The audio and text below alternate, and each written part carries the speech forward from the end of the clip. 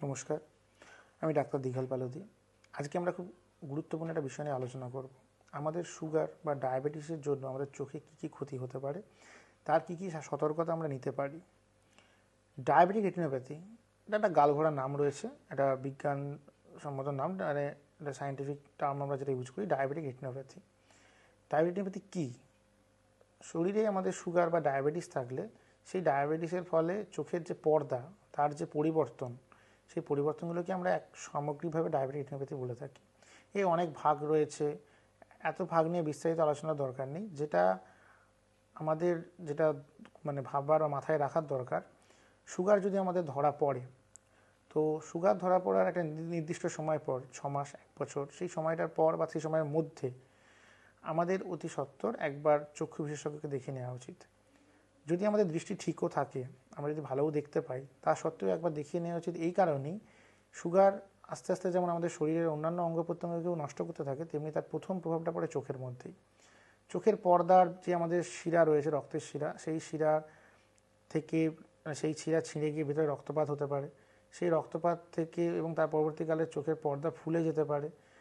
এই রকম কিছু পরিবর্তনের ফলে কি হতে পারে না, আমাদের দৃষ্টি সামগ্রিকভাবে আজীবনের জন্য হোক বা কিছু সময়ের জন্য হোক, দৃষ্টি ক্ষমতা অনেকটাই কমে যেতে পারে। এবং এই দৃষ্টি ক্ষমতা কমে গেলে সেই দৃষ্টি ক্ষমতা ফিরিয়ে আনাটা সম্ভব সবসময় নাও হতে পারে। কিছু কিছু ডায়াবেটিক রেটিনোপ্যাথি থাকে যেখানে আমাদের চোখের দৃষ্টি ক্ষমতা পার্মানেন্টলি চলে যায়।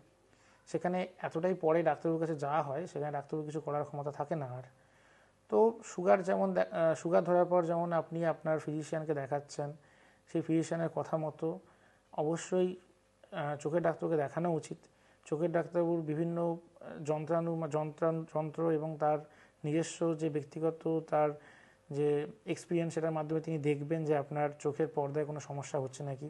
যদি কোনো পর্দায় সমস্যা হয়ে থাকে, ওনার কথা মতো তার চিকিৎসা করা উচিত। আর আপনি কি কি মাথায় রাখবেন না, আপনাকে আপনার সুগারটাকে কন্ট্রোলে রাখতে হবে। কখনোই মানে খাওয়ার পরবর্তী যে সুগার, সেটা যেন 200-250 এরকম যেন না হয়ে যায়, তাকে 200-র নিচে রাখতে হবে। নিয়মিত ব্যবধানে আপনাদের ফাস্টিং পিপি সহ HbA1c এই পরীক্ষাগুলো করতে হবে। 3 নম্বর, একটু হাঁটাহাঁটি করা দরকার যাতে শরীরও ভালো থাকে। সব থেকে বড় কথা, আপনি যদি সুগারকে কন্ট্রোলে রাখেন, সেই কন্ট্রোল থাকলে আপনার যদি 10 বছর 20 বছর 30 বছরও সুগার থাকে, সেই সুগার যদি কন্ট্রোলে থাকে, তাহলে সেই সুগার থেকে আপনার চোখের কোনো রকম সমস্যা হয় না।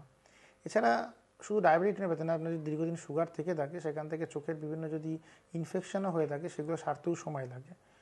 তো মোটামুটি মাথায় এইটুকুই রাখা উচিত যে আমার যদি সুগার থেকে থাকে, তো আমার প্রথম ভালো রাখতে হবে আমার চোখ, কারণ সুগার থেকে প্রথম ক্ষতি হয় চোখ। তো অতি সত্বর সুগার ধরা পড়ার পরে আপনার চক্ষু বিশেষজ্ঞ ডাক্তারবাবুর সঙ্গে যোগাযোগ করবেন। আর নিয়মিত ব্যবধানে 6 মাস 1 বছর ছাড়া ছাড়া ডাক্তারবাবু যেভাবে বলবেন, সেই ব্যবধানে অবশ্যই চোখের পর্দা পরীক্ষা করাবেন। নমস্কার।